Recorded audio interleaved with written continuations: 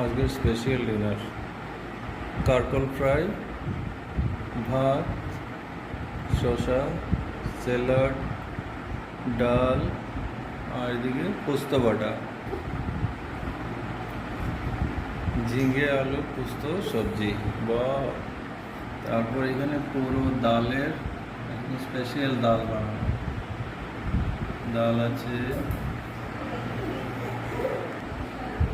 আলু পোস্ত আলুর তরকারি, ফ্রেশ ঘরে বানানো পোস্ত আলুর তরকারি। তারপর এটা হচ্ছে আপনাদের কারকল ফ্রাই।